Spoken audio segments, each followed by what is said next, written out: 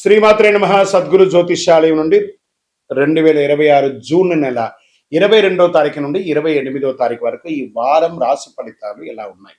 మేషరాశి నుంచి మీనరాశి వరకు ప్రతి వరకు ఒకరికి ఒక క్యూరియాసిటీ, నాకు ఈ వారం ఆరోగ్యం ఎలా ఉంటుంది, ఉద్యోగం ఎలా ఉంటుంది, వ్యాపారం ఎలా ఉంటుంది, నా జీవితం అంతా ఎలా ఉంటుందని తెలుసుకునే ఒక తాపత్రయంలో మా ఛానల్ చూస్తున్నటువంటి మిత్రులారా, చూస్తున్నారు కదా, సబ్స్క్రైబ్, ఒక లైక్, ఒక షేర్, ఒక గంట గుర్తు కొట్టేద్దామా? రైట్. ఇక వ్యవహారానికి వెళ్ళేటప్పటికి ఈ వారం అంతా కూడా గ్రహాలు ఎలా ఉన్నాయి, ఫస్ట్ గ్రహాల యొక్క స్థితిని బట్టే కదా ఈ వారం అంతా ఎలా ఉంటుందో చెప్తాము. గురు భగవానుడు కర్కాటకంలో ఉచ్చ స్థితిలో ఉన్నాడు, అద్భుతాన్ని ఇస్తున్నాడు. శని మీనరాశిలో వక్రగతిలో ప్రభావం చేస్తున్నాడు. కుజుడు సింహరాశిలో ఉండడం వల్ల ధైర్యం, రాజకీయ నాయకత్వ అంశాలు జరపబడుతున్నాయి. రాహు కుంభంలో, కేతు సింహంలో ప్రభావం చూపుతున్నారు. ఇవన్నీ కూడా చంద్రగ్రహ రాశి ప్రకారంగా చూస్తున్నాం. జాతకం పడుతున్న వర్షానికి ఒక గొడుగు మాత్రమే, కానీ జాతకం జీవితం కాదు. మీరు మిమ్మల్ని నమ్మండి, మీ యొక్క జీవితాన్ని నమ్మండి, మీ యొక్క ఇష్టదేవాన్ని నమ్మండి. వృశ్చిక రాశి మిత్రులారా, ఈ వారం మీకు శుభాశుభ ఫలితాలు ఎలా ఉన్నాయంటే, నా హృదయంలో ఎడమ భాగంలో ఉన్నటువంటి వృశ్చిక రాశి మిత్రులారా, చాలా అద్భుతంగా ఉండబోతున్నటువంటి ఒక వారం. ఈ యొక్క సంవత్సరం అంతా బాగుంటుంది. అప్పుడప్పుడు చిన్న చిన్నవి వస్తున్నాయి. అన్ని బాగుంటే మనం చెప్పిన మాట వినాం. అప్పుడప్పుడు నేను కూడా ఉన్నానని గ్రహాలు అప్పుడప్పుడు చూపిస్తుంటాయి. అలాంటి చిన్న చిన్నవి వస్తుంటాయి. సర్వీస్ సెక్టార్లో ప్రత్యేకించి బ్యాంకింగ్, ఐటీ, సెక్యూరిటీ, ఇంజనీరింగ్ రంగాల వాళ్ళలో కాస్త కాన్సన్ట్రేషన్, అందులో పర్టికులర్ బ్యాంకింగ్ వాళ్ళు చాలా జాగ్రత్తగా ఉండాల్సినటువంటి అవకాశాలు ఉంటాయి. కార్యాలయాల్లో రాజకీయాలు వచ్చే అవకాశాలు ఉంటాయి. ఆఫీస్లో జాగ్రత్త. మీకు సంబంధం లేని విషయం మాట్లాడకండి. టైం బాగుంది కదా మీరు ఏది మాట్లాడితే అది జరుగుతుంది అనుకోవడం చాలా తప్పు. కాస్త జాగ్రత్తగా ఉండి. ప్రమోషన్స్ మీకే ఉన్నాయి, అద్భుతంగా ఉంటారు. కొత్త బాధ్యతలు రావచ్చు, టార్గెట్లన్నీ కూడా పూర్తి చేసుకుంటారు, అద్భుతంగా ఉంటారు. ఆర్థిక పరిస్థితి, అప్పులన్నీ తొలగిపోయి అద్భుతం. మీకు బ్యాంక్ లోన్స్ కోసం ట్రై చేస్తున్నారా, చిట్ ఫండ్స్ కోసం ట్రై చేస్తున్నారా, లేదా మీకు రావాల్సిన డబ్బులు వస్తున్నాయి, అన్నీ వస్తున్నాయి. Get ready. ఇప్పుడు అహంకారం రాకూడదు. ఇది ఒకటి మీరు చేసుకోవాలి. షేర్ మార్కెట్ భావోద్వేగమైనటువంటి మీకు కొంచెం డబ్బులు కనబడగానే వృశ్చిక రాశి వారికి ఏమవుతుందంటే, నేనే రాజు, ఆహా ఓహో అంటారు, బ్రేక్ పడుతుంది. షేర్ మార్కెట్లో జాగ్రత్త. కరెక్ట్ లాంగ్ టర్మ్ ఇన్వెస్ట్మెంట్ చేయండి. అధిక రిస్క్ ట్రేడింగ్ చేసుకుంటే ఉన్నది కాస్త ఓడుతుంది, జాగ్రత్త. మెటల్స్, ఎనర్జీ, డిఫెన్స్ రంగాల్లో కొంత మెరుగు పెట్టచ్చు ట్రేడింగ్లో, వాటి మీద ఇన్వెస్ట్ చేయండి. ఇంకా వ్యాపారం, expansion of your business, this is the right time planning.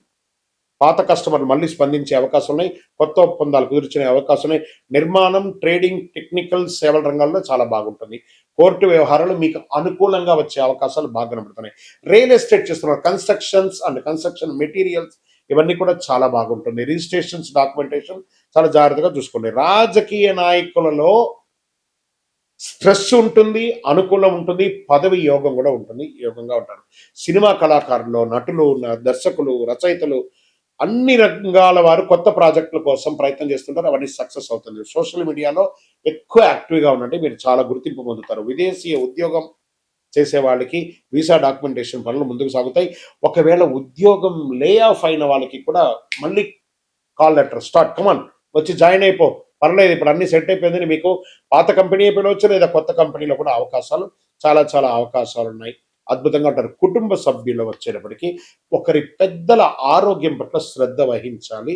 వారికి ఒక వైదికమైనటువంటి ఖర్చులు పెరిగే అవకాశాలు కనబడుతున్నాయి. ఇక ప్రేమికుల మధ్య వివాహ ప్రయత్నాలు పురోగతి ఉంటుంది. విద్యార్థులు పరిశోధన, సాంకేతిక, మెడికల్ విద్యార్థులకి ఇది ఒక మంచి సమయం. పోటీ పరీక్షలు అనుకూలంగా ఉంటుంది. ఇంకా ఆరోగ్యం ఇదే అండి. వృశ్చిక రాశి వారికి ఒక చిన్న మైనస్ ఏమంటే రక్త ప్రసరణ, హార్మోన్ సంబంధించిన సమస్యలు, ఇవన్నీ కూడా ఉంటుంది. శస్త్రచికిత్స కూడా అయ్యే అవకాశాలు ఉన్నాయి. మాస్టర్ చెకప్ చేసుకోండి. యోగా, ధ్యానం అవన్నీ చేసుకోండి. ఫస్ట్ మీకు శత్రువు అయినటువంటి ఆ ఫోన్ని పక్కన పడేయండి, మీరు బాగుంటారు, ఆరోగ్యంగా ఉంటారు. వ్యవసాయదారులకి నీటి నిర్వహణపై శ్రద్ధ పెరుగుతుంది. మిర్చి, పత్తి, పప్పు ధాన్యాలు రైతులు అనుకూలంగా ఉంటుంది. పంట సంరక్షణ అద్భుతంగా ఉంటుందిగా చెప్పచ్చు. ఓవరాల్ ఈ నెల మీకు గురు భగవానుడు మారడం వల్ల ఈ వారంలో ఉన్నటువంటి గొప్ప అనుకూలం ఏమంటే, 9 మీ యొక్క అదృష్ట సంఖ్య, అదృష్ట రంగు ఎరుపు మరియు కాషాయం, అదృష్ట దిక్కు దక్షిణ దిక్కు. మీరు దర్శించాల్సినటువంటి దేవాలయం సుబ్రహ్మణ్య స్వామి దేవాలయం దర్శనం చేసుకోండి. ఏదైనా ఆరుపడై విడుదలకు వెళ్ళండి, లేదా పక్కన ఉన్నటువంటి సుబ్రహ్మణ్య స్వామి దేవాలయానికి వెళ్ళండి. ఎర్ర కందులు, ఎర్ర వస్త్రాలు దానం ఇవ్వండి. విద్యార్థులకి పుస్తకం, పెన్సిల్ లాంటిది దానం ఇవ్వండి.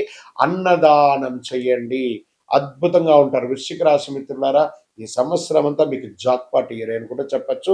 అందులో ప్రతి వారం చిన్న చిన్న మార్పులు ఖచ్చితంగా ఉంటూ ఉంటుంది కాబట్టి జాగ్రత్తగా ఉండండి. మంచి సమయం వచ్చినప్పుడు మంచి మనుషులు కలుస్తూ ఉంటారు, అద్భుతంగా ఉంటారు. This is your week. ఇంకను మీ యొక్క వ్యక్తిగత జాతకం తెలుసుకోవడానికి మీ పరిసర ప్రాంతాల్లో ఉన్నటువంటి గురువుల్ని సంప్రదించండి. లేదు గురుగారు, మేము మీ దగ్గరనే తెలుసుకోవాలని అనుకుంటున్నాము. అయితే ఏం చేస్తారంటే డిస్ప్లేలో కనబడుతున్నటువంటి నెంబర్కి మీ పేరు, మీ డేట్ ఆఫ్ బర్త్, మీ ప్లేస్ ఆఫ్ బర్త్, మీ టైమ్ ఆఫ్ బర్త్ కంపల్సరీ పెట్టండి. వాట్సాప్ చేయండి. తప్పకుండా మా అడ్మిన్స్ మీకు రిప్లై ఇస్తారు. ఇంకా ఈ జాతకం కాకుండా మాకు ఏమైనా ఇంకా అదృష్టకరమైనటువంటి వస్తువులు ఏమైనా ఇస్తారంటే అతి శక్తివంతమైనటువంటి 48 రోజులు పూజ చేసినటువంటి కరుంగాళి మాల కూడా మన యొక్క ఆర్గనైజేషన్ నుంచి వస్తుంది. మన దేవాలయంలోనే పూజ చేసి అందిస్తున్నాము. కావలసిన వారు సంప్రదించారు. దేవుడు మనకు జీవితంలో పరీక్షలు ఎందుకు పెడుతున్నారని ఒక ప్రశ్న అడుగుతున్నారు. దేవుడు మనకు పరీక్షలు పెట్టడం మనకు ఆయనకేం పని లేదండి. మిమ్మల్ని ఎంచుకొని మీకు పరీక్షలు పెట్టడం అనేది కాదు. మనం ఎంచుకున్నటువంటి దారి, ఆ దారిలో మనం పుట్టినప్పటి నుంచి మరణించేంత వరకు మీ యొక్క రాత ఇది అని చెప్పి రాసి పంపించేస్తాడు. అర్థమైందా? ప్రతి ఒక్కరికి కూడాను ఈ యొక్క తల్లిదండ్రులకి పిల్లవాడు గాను, ఒక భార్యకు ఒక భర్తకు భర్త భార్య గాను, భార్యకు భర్త గాను, పిల్లలు గాను, అత్తమామలు గాను, ఫ్రెండ్స్ గాను, ఉద్యోగం గాను, వృత్తి గాను నిర్ణయించబడింది మరణం వరకు. మరి ఇందులో వచ్చే పరీక్షలు అంటారు చూసారా, భగవంతుడు దీన్ని కొంచెం ఫర్నిష్ గా చెప్పుకుంటే చెరిష్ ద గిఫ్టర్, అబ్యూస్ ద గిఫ్టర్ అని అంటారు అనమాట. భగవంతుడు మనకు ఒక అద్భుతమైనటువంటి గిఫ్ట్, ఈ శరీరాన్ని ఇచ్చాడు. దేహో దేవాలయ అని చెప్పేసి ఒక జీవితాన్ని, మానవ జన్మనిచ్చాడు. ఇందులో మనము చక్కగా పరోపకారార్థి ఇదం శరీరం అనుకుంటూ మనం చేయాల్సిన కార్యక్రమాలు చేసుకుంటూ ఇతరులను చేసుకుంటూ పోతే అన్ని రకాలుగా ఉంటుంది. ఎప్పుడైతే మనలో స్వార్థం అది వస్తుందో, ఆశ అవన్నీ పెరుగుతుందో, అప్పుడు దారి తప్పుతూ ఉంటాం. ఆ దారి తప్పినప్పుడు అవసరాలు పెరుగుతాయి. ఆ అవసరాలు తగ్గట్టుగా అవకాశాలు ఉండదు. దానికి అప్పులు చేయడము, లేకపోతే ఇతరులను ఏమార్చడము, సమాజంలో ఇబ్బంది పెట్టడము. దాన్ని మనం ఏం చేస్తాం? భగవంతుడు నాకే ఇన్ని కష్టాలు ఇస్తావా అని భగవంతుడిని బ్లేమ్ చేయడం. ఆయనకి ఏమైనా పన? మీరు పుట్టినప్పటి నుంచి మీరు మరణించేంత వరకు ఒక్క క్షణం కూడా ఆగకుండా గుండె కొట్టుకుంటూ ఉంటుంది. అప్పుడు మీకు పరీక్ష పెడుతున్నాడా భగవంతుడు? అనుగ్రహం ఇస్తున్నాడా? మనమైనా ఒక్కొక్కసారి శ్రద్ధగా ఉండం. అలా పడుకుంటాం, ఇలా లేస్తాం. మీరు పడుకున్నా, లేసినా, తిన్నా, ఏమేమి వేషాలు వేసినా వాటన్నిటినీ సగిస్తూ భావిస్తూ మీ హృదయంలో lub dub lub dub lub dub lub డబ్ను కొట్టుకుంటూ ఆ ప్రాణవాయుని ఇచ్చే భగవంతుడికి కృతజ్ఞత చెప్పండి. కానీ భగవంతుడు ఇబ్బంది పెట్టాడు, భగవంతుడు అనుగ్రహప్రదాయుడు. మీ ఆశలు, మీ అలవాట్లను అదుపులో పెట్టుకుంటే జీవితం అంతా సుఖ సంతోషాలతో ఉంటారు. విజయోస్తు. గురుగారు, ఒక ప్రశ్న ఉందండి. నిజమైనటువంటి భక్తి అంటే ఆలయానికి వెళ్ళడమేనా? ఆలయానికి వెళ్ళే పూజలు, పురస్కారాలు, హోమాదులు చేస్తేనే భక్తియా, లేకపోతే ఏ రకంగా ఉండొచ్చు అని అంటే, ఇప్పుడు మాధ్యమాల ద్వారా చూస్తున్నారు చూసారా, యూట్యూబ్ ద్వారాను, టీవీ ద్వారాను చూస్తున్నారు కదా. ఎలా మీకు నేను కనెక్ట్ అయ్యాను? త్రూ శాటిలైట్ ద్వారా వెళ్ళి మీకు నేను కనెక్ట్ అయ్యాను కదా. అలాగే భగవంతుడి దగ్గరికి కూడా అలా కళ్ళు మూసుకొని ఉండగా ఆ స్వామివారి యొక్క దివ్యమంగళ తేజోమయమైనటువంటి రూపం కనబడి ఆ స్వామివారితో కనెక్ట్ అవ్వాలి. అది మీరు ఆలయంలో కూర్చుంటారా, ఇంట్లో కూర్చుంటారా, ఇంకో చోట కూర్చుంటారా అనేది కాదు ప్రశ్న. మీరు భగవంతుని ప్రార్థన చేస్తారా లేదా అనేది ముఖ్యం. ఎందుకు ఆలయాలకి ఒక ప్రత్యేకత ఉంది అని అంటే, ఒక యంత్ర ప్రతిష్ఠ చేసి నిత్య పూజలు చేసి ఒక పవిత్రమైనటువంటి భక్తులు అందరూ కూడా వచ్చి దర్శనం చేసుకున్నటువంటి ఒక ఎంతో పుణ్యాత్ములు నడిచిన భక్తుల యొక్క పాదధూళిలో భగవంతుడు ఉంటాడని చెప్తారు. కాబట్టి అక్కడ పవిత్రమైనటువంటి స్థలంగా ఉంటుంది. కాబట్టి ఆ దేవాలయాలకి వెళ్ళి దర్శనం చేసుకోవడం అనేది ఒక సిస్టమ్ ఉంది. కాబట్టి అక్కడ మంత్రోచ్చారణతో ఉంటుంది. కాబట్టి అక్కడికి వెళ్ళడం మంచిది. మన ఇంటిలో కూడా దేవాలయము, ఒక దేవుడు రూమ్ అనేది ఉంటుంది, అక్కడ ఉంటుంది. కానీ 24 గంటల సేపు మనలో ఆత్మ అనే ఒక దేవుడు మనల్ని పరీక్షిస్తూ చూస్తున్నాడు. తత్వమసి, దట్ ఈస్ కాల్ తత్ త్వం అసి. నువ్వు దేన్నైతే చూడడానికి, దేన్నైతే పొందడానికి ప్రపంచంలో తిరుగుతున్నావు అది నీలోనే ఉంది, చూసుకో. అహం బ్రహ్మాస్మి అని చెప్పాడు భగవంతుడు. నీలోనే ఉన్నాడు. శివం శివం శివం. ఈ శివం లేకపోతే దాన్ని శవం శవం శవం అంటారు. కాబట్టి దేవాలయానికి పూజ చేయాలా, నీలో పూజ చేయాలా అనేది కాదు. పూజ చేయి, కనెక్ట్ అవ్వు భగవంతుని. నువ్వు పూజించకపోతే కొట్టడు భగవంతుడు. కానీ పూజిస్తే నువ్వు ఇంకా బాగుంటావు. బాగా గుర్తుపెట్టుకోండి.